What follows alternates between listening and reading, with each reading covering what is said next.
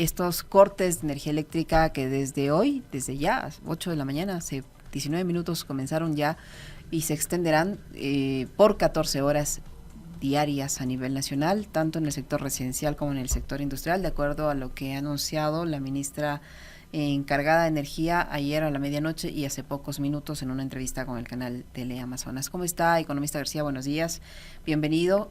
Varios sectores están anunciando ya las pérdidas que se han registrado debido a este mes que hemos tenido de apagones, 30 días consecutivos. No se vislumbra una solución inmediata ni al corto plazo. Esto se pone cada día peor. De hecho, hoy vamos a comenzar con racionamientos de 14 horas del sector industrial, el sector agrícola, el sector camaronero, los panificadores, bueno, todos los sectores económicos anuncian pérdidas. ¿Cómo se va a ver reflejado esto en la economía nacional y en el pago o la recaudación tributaria para el Estado? Buenos días, bienvenido. ¿Qué tal? ¿Cómo están? Buenos días. A ver, varias cosas. Lo primero que tenemos que entender es de que la economía está débil, ¿ya? La economía estaba débil incluso antes de que sucedieran los apagones. ¿Cómo se va a reflejar? Evidentemente lo que hacen los apagones es exacerbar la crisis de alguna manera. Ya tenemos cifras hasta el mes de agosto en ventas que usualmente se publican con mayor anticipación que el Producto Interno Bruto, que es la medida de la economía que todo el mundo sigue, ¿no? ¿Qué dicen las cifras hasta el mes de agosto? Que las ventas decrecían 1,7%. Entonces, esto aún sin apagones. Los apagones lo que va a hacer es que la economía se contraiga aún más y que tenga digamos, un pronóstico un poco peor de lo que se esperaba. Los sectores empresariales en estos momentos hablan por los apagones, por el mes de apagones, pérdidas de entre 1.500 a 2.500 millones. Entonces, evidentemente esto va a tener un impacto importante sobre la economía y también sobre la recaudación tributaria, los ingresos del Estado, ¿no? Lo que está sosteniendo en estos momentos de desaceleración económica, lo que está sosteniendo los ingresos del Estado es justamente los impuestos que se subieron al inicio de este gobierno. ¿Cómo está, economista? Buenos días.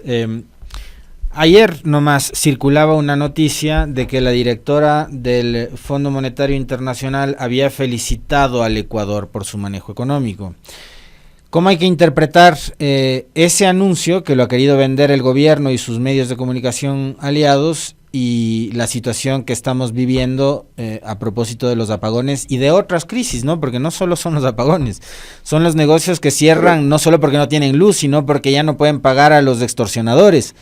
Son los negocios que cierran porque venimos arrastrando una profunda crisis desde hace mucho tiempo.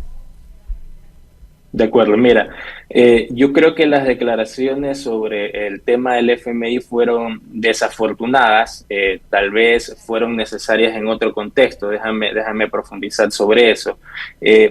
¿Por qué es importante tal vez para el gobierno que el FMI felicite, digamos, por el manejo económico?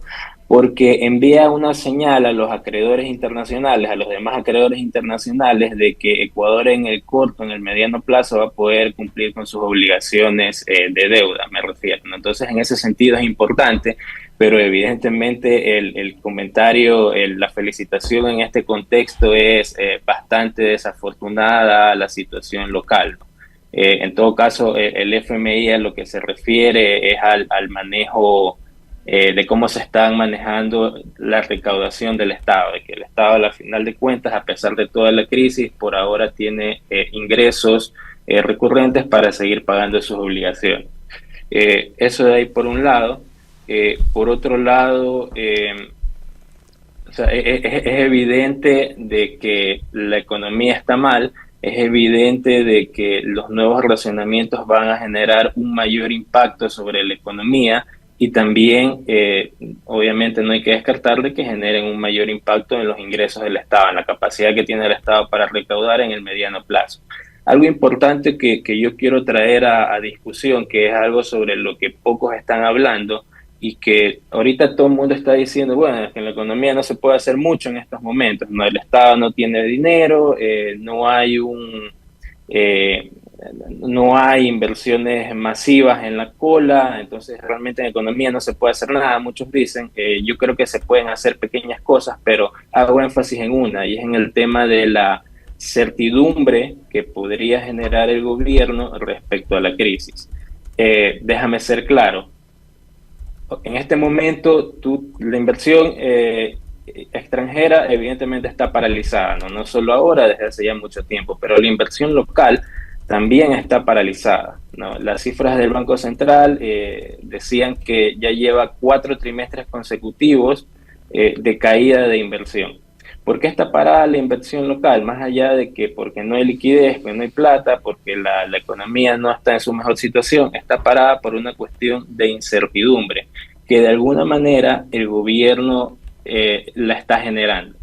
¿A qué me refiero? A que no hay un mensaje claro respecto a cómo se está manejando la crisis energética, no hay un mensaje claro de cuáles son los impactos que va a tener la crisis energética, no hay un mensaje claro de cuándo podría acabar esto aquí, no hay certeza. Entonces, ¿qué es lo que sucede en el sector empresarial? Pregúntale a un financiero. Un financiero de una empresa te va a decir, no, yo tengo parados algunos proyectos porque no sé qué va a suceder mañana. O sea, ya ahorita no es si va a suceder algo bueno o algo malo. Yo lo que necesito es saber qué va a suceder. Te hago una analogía con una persona. Piensa en una persona en un hogar que quiere comprar un vehículo y está decidiendo entre comprar un vehículo un poco más económico y un vehículo un poco más caro, ¿no? Entonces imagina que a esta persona le dicen, oye, en el trabajo, oye, yo no sé si los siguientes meses podamos seguir manteniendo nuestra relación laboral, ¿ya? Entonces, ¿qué es lo que va a hacer esta persona? No es que esta persona va a decir, van a estar los siguientes meses, me compro el auto económico y hago el gasto. No, esta persona se aguanta, frena su decisión de consumo o de inversión hasta tener una certeza, hasta tener un mensaje más claro de qué es lo que se le viene en el futuro. Entonces, replica esto a nivel masivo, porque ahorita estamos hablando de un carro entre 15 a 35 mil dólares, ¿no? Pero replica esto a nivel empresarial, donde ya son proyectos de centenas de miles de dólares o de millones de dólares inclusive. Entonces, estos son los proyectos que justamente dan empleo. Entonces, el tema de que no se está dando un mensaje claro está de alguna manera frenando las inversiones, frenando el consumo. Yo digo, la incertidumbre en estos momentos está matando la economía. Economista García, el ministro de Economía está nuevamente de viaje, reuniéndose con autoridades del Banco Mundial, del Fondo Monetario Internacional, con representantes de la banca de inversión, y al parecer estas conversaciones hasta ahora no han arrojado resultados positivos. Tal es así que el riesgo país, en medio de estas reuniones del ministro con estos sectores, se disparó por los apagones. Entendemos o se conoce que en estas reuniones, sobre todo los representantes de la banca de inversión, habrían consultado al ministro sobre la situación energética para ver las posibilidades de prestar dinero, de inversión para el Ecuador, pero el ministro les ha dicho que se podría reducir la crisis eléctrica recién en enero de 2025, lo que contradice lo que acaba de decir hace pocos instantes la ministra de Energía encargada, que en diciembre se van a reducir los apagones o van a haber 0 apagones en diciembre. Con esa perspectiva, ¿qué posibilidades tiene el ministro, si no hay una certeza del manejo de esta crisis, de conseguir recursos a nivel internacional? De acuerdo, justamente lo que decía, no se logra transmitir esta certeza, hay una comunicación un poco zigzagueante por parte del gobierno, un día una cosa, otro día otra cosa, mensajes contradictorios entre distintas autoridades, ¿no? En la línea de lo que decían, ayer leía un artículo del Expreso, me parece, que decía, el ministro de Economía no logra convencer a los inversionistas internacionales, ¿no? Haciendo referencia justamente a de que se le preguntó sobre el tema de la crisis y no hubieron respuestas contundentes. ¿Cómo afecta esto a la capacidad que tiene el gobierno para tener crédito internacional? Yo creía que los efectos se van a ver el siguiente año. Acuérdate que ya este año ya está prácticamente jugado, si no me equivoco, hasta hace unos días ya el gobierno tenía entre el 85 y 90% del financiamiento conseguido, del financiamiento esperado conseguido. Entonces ya lo que falta para terminar el año realmente es poca cosa, ¿no? Entonces los efectos se van a ver el siguiente año porque todos los acreedores de Ecuador van a pedir certezas, ¿no? Y ya la crisis de alguna manera para ese entonces va a haber madurado, por un lado. Tal vez incluso haya pasado porque las condiciones climáticas, digamos, se acomodaron y jugaron bien para nosotros, pero ya en este momento los acreedores saben de que esto se puede volver a repetir en el segundo semestre del siguiente año, ¿no? Entonces van a pedir de alguna manera cuentas claras. Entonces definitivamente va a afectar el financiamiento en el siguiente año, no creo que afecte este año. Y además acuérdate que Ecuador por ahora tiene las puertas cerradas en el mercado internacional de bonos soberanos, ¿no? Entonces creo que las declaraciones que se han hecho públicas de ayer a hoy respecto a las conversaciones que se han tenido en el extranjero son doblemente desafortunadas porque transmites un mensaje para personas que en este momento no te van a ayudar a salir de la crisis, ¿no? De nuevo, insisto, el mercado de bonos está cerrado actualmente. Si es que se logra un buen manejo económico, si es que se logra reducir las necesidades de financiamiento, crear certeza sobre los ingresos futuros del Estado, tal vez el siguiente año tengas una oportunidad, yo no lo creo.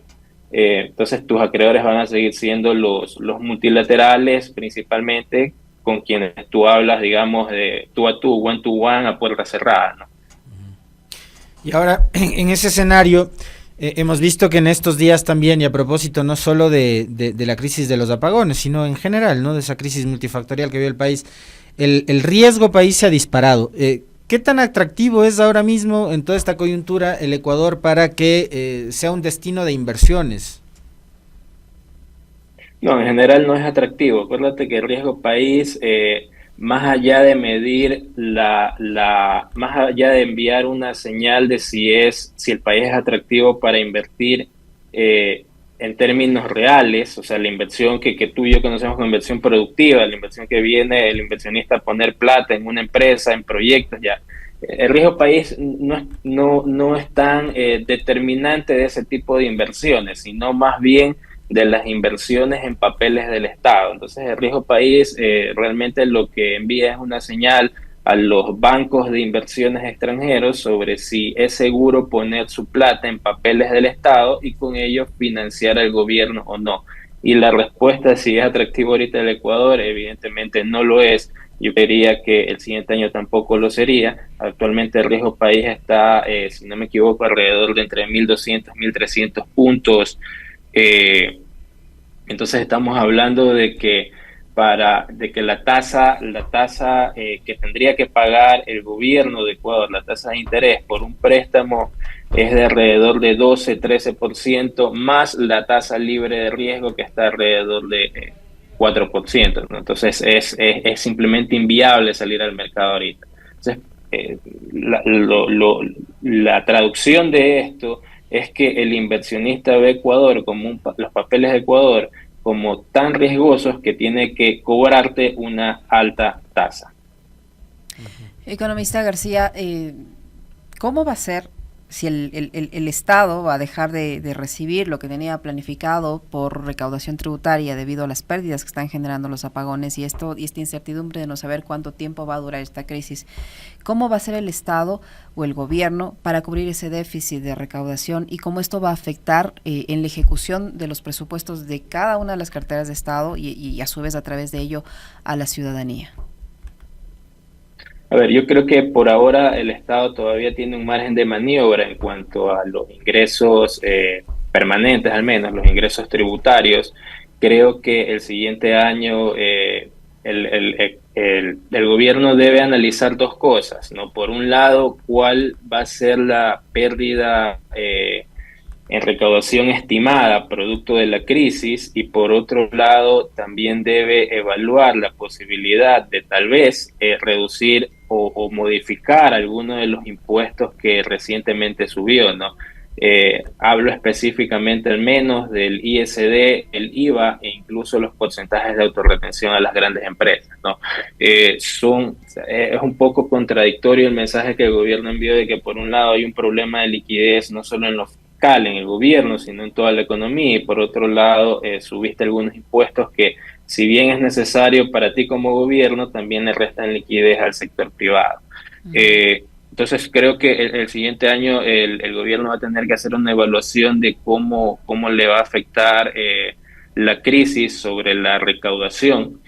Y también acuérdate que hay, dentro de los compromisos con el Fondo Monetario Internacional, está pendiente una reforma tributaria que me parece que inicialmente se hablaba de que se iba a presentar en este año. Yo creería que con la crisis seguramente se presente ya el siguiente año, ¿no? Entonces se habló mucho de que en esa reforma tributaria no se van a subir impuestos, sino más bien se va a recortar el llamado gasto fiscal, ¿no? Se van a recortar algunos beneficios e incentivos tributarios que pueden tener algunos agentes económicos. Entonces creo que en esa reforma seguramente se podría introducir cualquier compensación que haga falta para los ingresos del gobierno, y obviamente eso va a restar liquidez al sector privado. Eso, y que tendremos la historia de todos los años, ¿no? La historia de todos los gobiernos, que cada vez que hay una crisis, como tenemos el Estado, las arcas fiscales aún en desorden, tenemos esta historia de que se repite todos los años de aumentar contribuciones, inventarnos un nuevo impuesto temporal, y eso seguramente es lo que va a pasar. El sector bancario, está gozando de buena salud en general. El sector financiero, más allá de todas las cosas que se especulan con respecto de la falta de controles que hay para evitar, por ejemplo, el lavado de dinero, entre otros, pero ¿está gozando el sector financiero, el sistema financiero del país de buena salud a pesar de estas circunstancias? ¿Y qué tanto podría arriesgar este sector, por ejemplo, concediendo créditos y préstamos? Porque lo más seguro es que la gente nuevamente, como pasó en pandemia, vuelva a endeudarse. Correcto. A ver, creo que el sector bancario, el sector financiero en general goza de buena salud. Con respecto al tema del control, creo que los ojos ahorita deberían estar volcándose al sector de cooperativas más que al sector bancario. El sector financiero en general creería que puede y está dispuesto a arriesgar, como usando tus palabras, a arriesgar un poco, ponerse la camiseta por la crisis. Pero aquí de nuevo vamos con los mensajes y medidas contradictorias, ¿no? En una de las últimas leyes que se aprobaron, se aumentó el ISD y se eliminó la exoneración que tiene que tienen los bancos sobre el pago del ISD con respecto al financiamiento internacional. No solo los bancos, me parece, sino las grandes empresas. Entonces, estas medidas que parecen un poco aisladas, que parece que no afectan al ciudadano a pie, realmente sí terminan afectando, porque ahorita tienes a los bancos con algunas restricciones de liquidez y encima tienes este impuesto al que le quitaron la exoneración, y que realmente es una limitante para aflojar la llave del crédito. Entonces, si quieres que, como gobierno, si quieres que los bancos hagan su parte, creo que debes darle todas las facilidades, más aún en un tiempo de crisis como esta, que en este momento, pero habla con las empresas, pequeñas, medianas y grandes, necesitan a gritos crédito del sector del sector financiero, ¿no? De hecho, algo curioso es que tú ves las cifras de depósitos y las cifras de créditos, y los depósitos parecen recuperarse en los últimos meses, crecen a tasas ya cercanas a 2 dígitos, mientras que el crédito, que debería moverse en línea con los depósitos, su crecimiento sigue estancado, ¿no? Entonces eso debería darte señales de que hay algo que no está funcionando bien, y sobre lo cual podrías hacer algo para ayudar a abrir esta llave de crédito. Economista García, es un hecho que esta crisis energética está impactando en el empleo. El INEC asegura que el 50% del trabajo está en el sector informal ahora mismo. ¿Cómo esta crisis va a afectar en el empleo y a su vez esto va a redundar posiblemente en un incremento de los niveles de pobreza?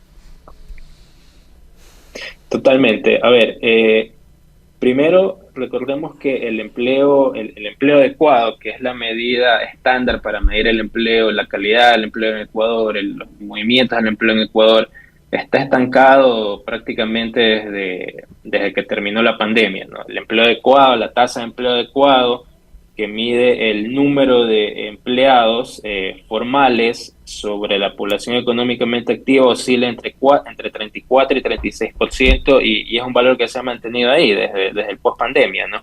Entonces, tú ves que a pesar de lo malo que ha sido este año, ese valor sigue manteniéndose ahí. Entonces, realmente ver los indicadores del INEC en este momento es poco informativo, ¿no? Uh-huh. Algunos ministros han hablado de que se están creando empleos, han citado cifras un poco esparsas, digamos, sobre los actas de finiquito, sobre los contratos nuevos registrados en el Ministerio de Relaciones Laborales, y que han sido un poco desmentidos por algunas cuentas de verificación de noticias, ¿no? Uh-huh. Pero lo cierto es que ahora no hay un incremento de empleo, no hay un incremento en el empleo, no hay mayores movimientos en el empleo como resultado de, llamémosle esta crisis que está, digamos, madurando. Yo creería que en el corto, en el mediano plazo, seguramente se va a ver reflejado en el empleo, pero más que en los indicadores que tú mencionas, que acabamos de mencionar, en el tema de las horas de trabajo. Como tú mismo dices, gran parte del empleo en el Ecuador es informal, gran parte del empleo, paradójicamente, está contratado, entre comillas, por horas, ¿no? Entonces, lo que vamos a ver Tenemos ahí, se nos colgó. No sé si seguimos con nuestro invitado. ¿Se nos fue? Posiblemente le llegó el apagón también a nuestro invitado, al economista Freddy García. ¿Lo tenemos o no? No, bueno. No, se nos fue, qué pena. Meli, ¿tienes los videitos de la señora? Vaya, qué nivel de vocería que tiene este gobierno, ¿no? Tenemos un par de cortes de lo que han sido las intervenciones de la señora Inés Manzano, ministra de Ambiente encargada de electricidad, en la entrevista de hoy de Teleamazonas. Chequemos qué fue lo que dijo, ¿no? Porque ha dejado, o sea, digamos, más allá de la información a ratos medio atropellada, ella mismo trabándose, que a mí me hace muy difícil entenderle, algunas perlas, ¿no? O sea, yo pido disculpas porque efectivamente no da tiempo para planificarse, pero que había que hacerlo de manera urgente. Ya las previsiones, digamos, que no se podían corregir, que no podíamos seguir teniendo a Masar prendido, que lo que estamos haciendo es tomando viernes, sábado y domingo para poder descansar Masar. Sobre el tema de por qué la tardanza y por qué se filtra. Bueno, ¿por qué se filtra? Porque hay gente que le gusta avisar antes de tiempo, pero porque yo he estado trabajando en el SENACE el día de ayer, que es el operador de energía, y con ellos estábamos viendo estas variabilidades. Y luego teníamos que hacer que el presidente las conozca, porque el presidente trabaja 24/7 o sea, está trabajando arduamente con nosotros en los temas de los horarios y las programaciones y suspensiones. Entonces, después de verlo con él, teníamos que hacer más ajustes, y de ahí hay algo importante. Hay un tiempo que se demoran en hacer los artes para que sea más fácil de que la ciudadanía pueda entender la programación. Esa es la parte que más se demora, porque la decisión estaba tomada en horas de la tarde. Sin embargo, todo este proceso, yo estoy hablando de que tenemos alrededor de 21 unidades eléctricas en todo el Ecuador. Cada una de ellas tiene que ver dónde están los bloques que deben de hacer las suspensiones. Quiero ser enfática. A quien más perjudica un tema de esta naturaleza es al presidente de la República. Así que yo no creo que esto es un tema político de decir 864 y después me desdigo con 14 horas. Quiero escucharte. ¿Qué opinas? Es una ineptitud absoluta. Es una ineptitud absoluta. Lo siento y no es nada personal. Pues que no, aquí no estamos criticándole a la señora Manzano por ser Manzano. Yo supongo que debe ser muy, muy complicado, muy difícil, pero yo creo que hay que tener la suficiente honestidad intelectual para encargarse de lo que uno sí sabe hacer y de lo que uno sí conoce. Y para dejarse asesorar o para pedir que las personas que sí saben les ayuden a tomar las decisiones. El problema, y no es cierto que esto le afecte al presidente le vale. Al presidente le vale, y tanto así que le vale, que decidió ayer decir que va a anunciar el domingo recién lo que van a hacer. Esto nos afecta a los ciudadanos, a los 13, 14 millones de ecuatorianos. A nosotros nos afecta. Al presidente no le importa. El presidente tiene toda la solvencia como para tener los generadores que quiera. A usted le afecta. A su hijo le afecta. A mí, a todos los demás, sí nos afecta. Entonces, si me preguntas mi opinión, es una ineptitud absoluta. Bueno, a mí lo que me resulta, digamos, es chocante el hecho de saber que la decisión la tenían tomada en la tarde y la comunicaron casi a la medianoche, ¿no? Esperaron tanto tiempo para decirle al país lo que iba a pasar y lo que estaba ya pasando, por un lado. Después que si se filtró la información y tal, quiere decir que no tienen control de nada. Pero es que además, no es solo que no tienen control, es que los propios especialistas que conocen de estos temas ya lo venían advirtiendo, de que por los niveles de los embalses íbamos a ir irremediablemente a apagones de 12, 14 horas. Algunos hablaban hasta de 16 horas. Ya sería un colapso total, ¿no? Imagínate lo que es estar sin luz la mayor parte del día. Y por otro lado, están clarísimas cuáles son las prioridades del gobierno. Ya no se pierdan. Yo, de verdad, a los ciudadanos, sobre todo, ¿no? O sea, ya sabemos en qué manos estamos. Esperar que ocurra un milagro de aquí hasta mayo, en que Noboa tendría que dejar en teoría el poder, no voy a esperar, pero ustedes solo piensen que en un tema tan delicado como la electricidad y tema tan técnico como la electricidad ha habido un manejo tan irresponsable y tan deportivo como el que ha tenido el presidente Noboa. ¿Qué es lo que estará haciendo con otras cosas o qué es lo que él pensará de lo que es la salud pública, la educación pública, la economía, las finanzas, la obra pública en general? Si así irresponsablemente ha manejado un tema tan sensible como la energía, que es el motor que dinamiza la industria. Y el tema de las prioridades, es que está clarísimo. La señora Manzano dice que esto a quien más le afecta es al presidente. Los negocios que quiebran, las miles y miles y miles de personas que están viéndose en la obligación de no comprar mercadería, de no vender, de resignar. ¿Qué pasa con ellos? Con los niños, con las niñas. Insisto en el tema de los chicos que les tocó vivir una pandemia, acostumbrarse a usar mascarilla, no socializar, a mantener distancia, encerrarse en sus casas, perderse sus fiestas de 15 años, las graduaciones. Una cosa horrible les pasó a los jóvenes, a los niños en el 2021, en el 20 y en el 21. Y ahora tener que no poder usar sus computadoras, sus tablets, no poder hacer sus deberes. Pensemos en las miles de gentes que estudian o estudiamos a distancia y no tenemos electricidad para poder conectar nuestras computadoras y no recibir clases. Pero ellos están pensando en que al que más le afecte es al presidente Noboa. ¿Por qué? Porque ellos están con el cálculo electoral sobre la mesa.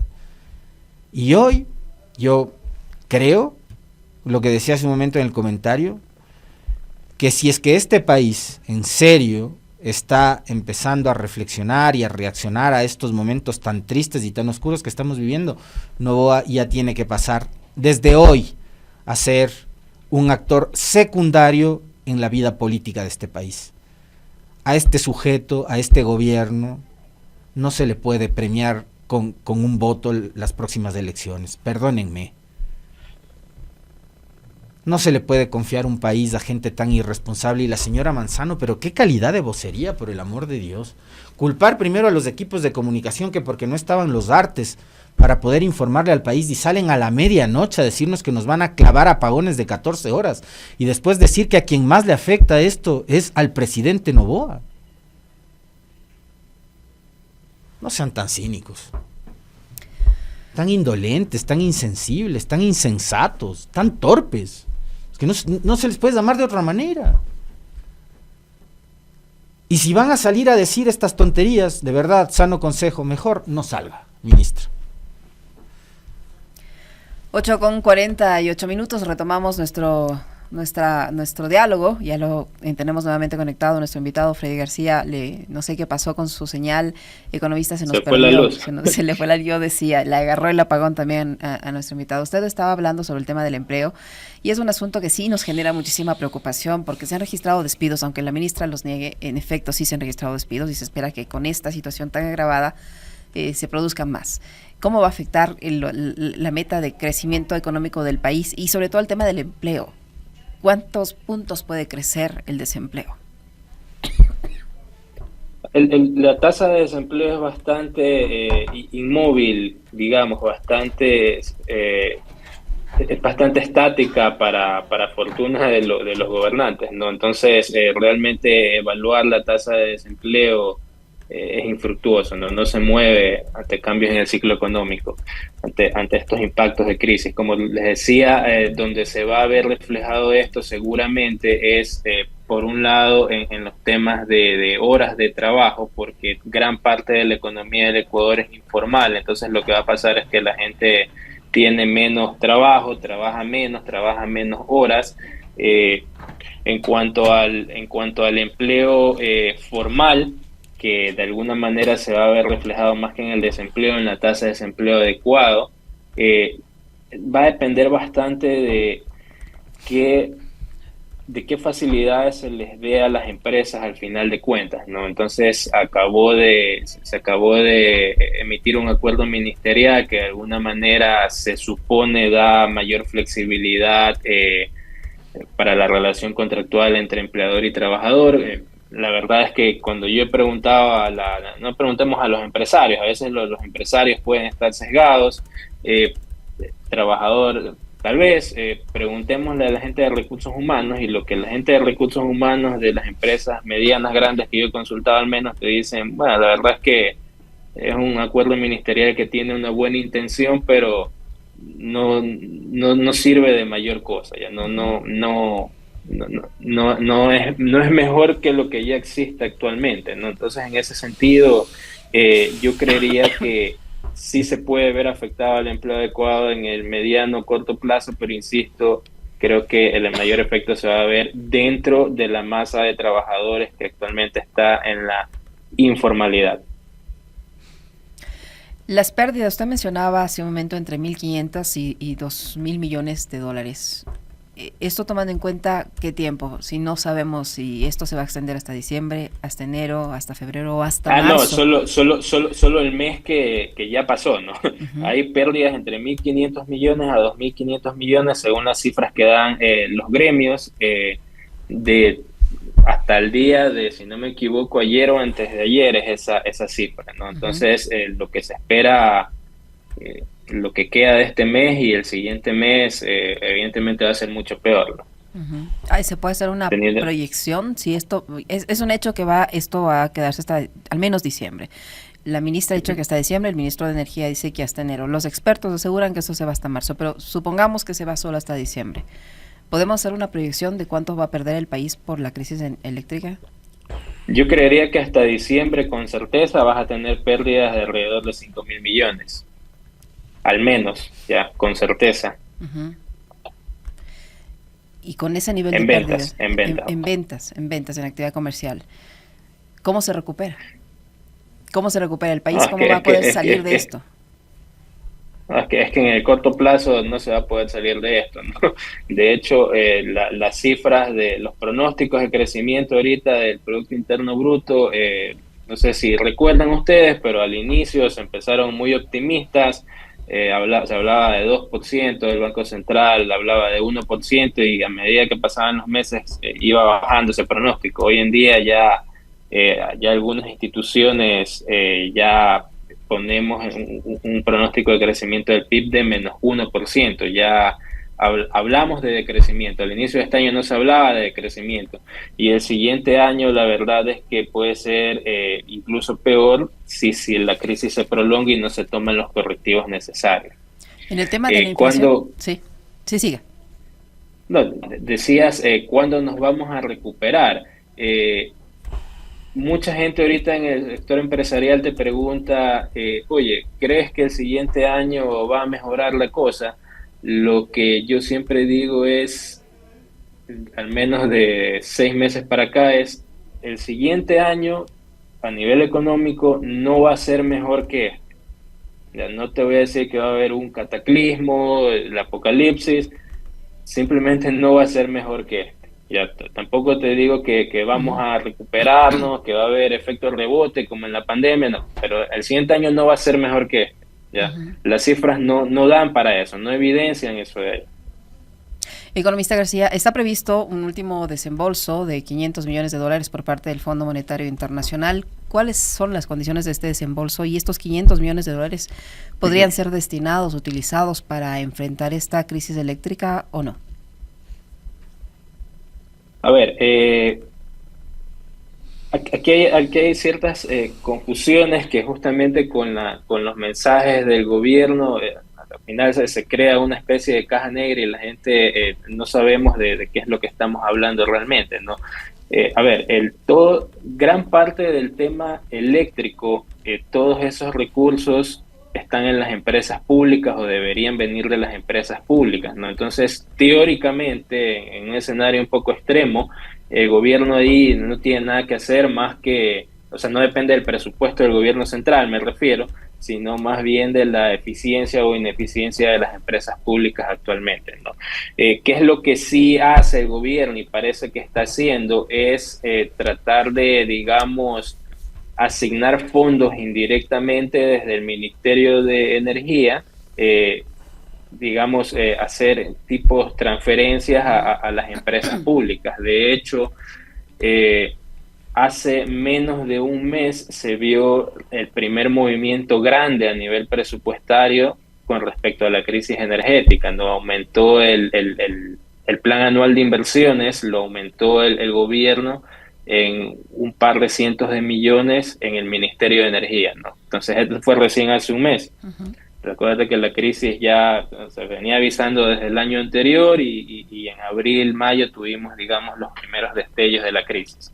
Pero esto sucedió recién el mes anterior. Entonces, recién el mes anterior, a inicios de este mes, aumentó el presupuesto, se pusieron recursos en el Ministerio de Energía para la crisis. ¿Cuál es el tema? Que si tú ves, tal vez me equivoque porque vi la información hace un par de días, no sé si ahorita ha cambiado, pero ¿cuál es el tema? De que, se pusieron los recursos a nivel contable, digamos, pero todavía no se desembolsa ni un centavo, ¿no? Eso al menos hace 3 días. Entonces, ahí hay una suerte de ejecución del presupuesto inflada en el plan anual de inversiones que da la sensación de que se está ejecutando, de que se están haciendo las cosas a nivel de la crisis energética, cuando aparentemente no se está haciendo, o se está haciendo poco, ¿ya? Eso.